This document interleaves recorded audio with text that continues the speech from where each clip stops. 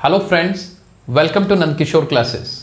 आज का वीडियो बहुत ही इम्पॉर्टेंट है क्योंकि आज हम डिस्कस करने वाले हैं कि बच्चों का मैथ्स का जो डर है उसको दूर कैसे किया जाए।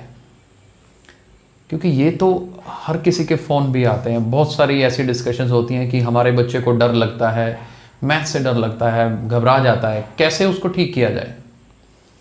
तो मैं कुछ इंपॉर्टेंट पॉइंट्स बता रहा हूँ, आप प्लीज़ उनको ध्यान दीजिए।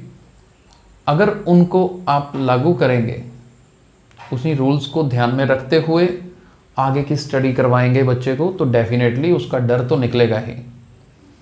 होता क्या है, जब कोई बच्चा 4th या 5th क्लास में है, जो मैथ से डरता है ना, अगर आप सोच के देखिए तो 4th 5th में वो डर स्टार्ट हो जाता है थोड़ा थोड़ा।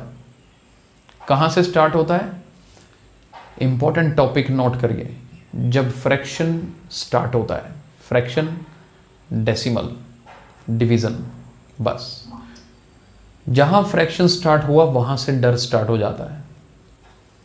और उसकी भी शुरुआत कहां होती है? फ्रैक्शंस को ऐड करने में आके। जब पहले वाली स्टार्टिंग समझ आ जाती है कि इतने पार्ट्स कर दिए, डायग्राम के फॉर्म में दिखा दिया, स्टूडेंट्स एंजॉय दैट।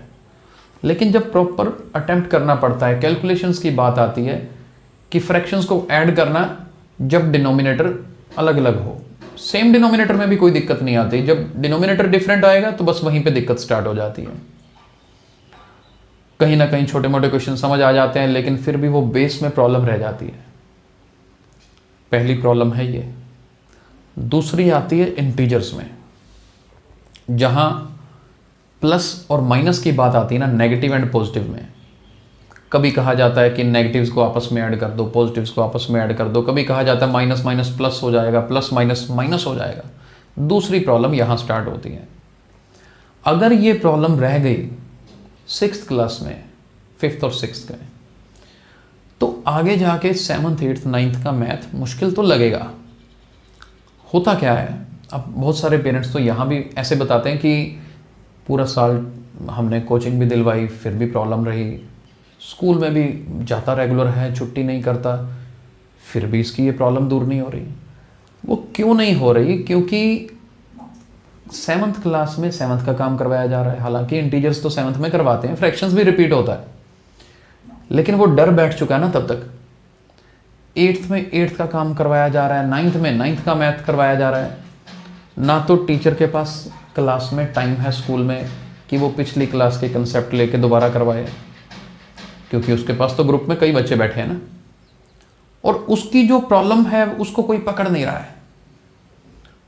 प्रॉब्लम है कि अगर इसको मैं वो सिखा दूं जो इसने 5th और 6th में नहीं सीखा, तो उसको 8th 9th 10th में डर कम होगा, उसको जल्दी समझ आएगा।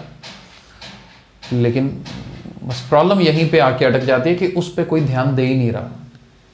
तो मेरी सबसे रिक्वेस्ट है कि आप बच्चों को जब भी पढ़ाना शुरू करें, चाहे वो 9th में पढ़ाना शुरू करे कोई फर्स्ट टाइम, चाहे पेरेंट्स देख रहे हो 8th में पढ़ाना शुरू करें, थोड़ी सी टेस्टिंग उस बच्चे की ज़रूर कर लें। किसकी टेस्टिंग कर लें? क्या इसको फ्रैक्शंस को ऐड करना आता है? कहीं ये प्लस माइनस में गलतियां तो नहीं कर रहा? ये बेसिक मिस्टेक्स अगर पकड़ लें हम और वो रेक्टिफाई कर दें, उम्र बढ़ती है, समझ जल्दी आता है।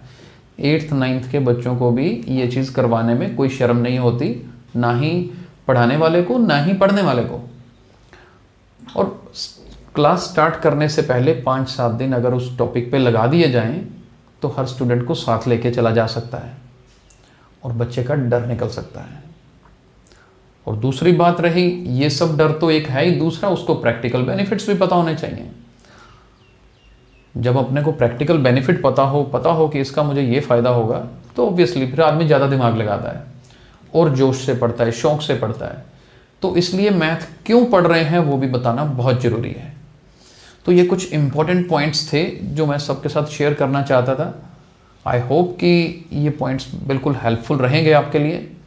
और अगर आपको लगता है कि ये वीडियो बाकी बच्चों के लिए, पेरेंट्स के लिए, टीचर्स के लिए हेल्पफुल है, तो आप इसे लाइक और शेयर जरूर करिए, ताकि ज़्यादा से ज़्यादा लोगों तक हमारी ये बात पहुंच सके। Thank you so much.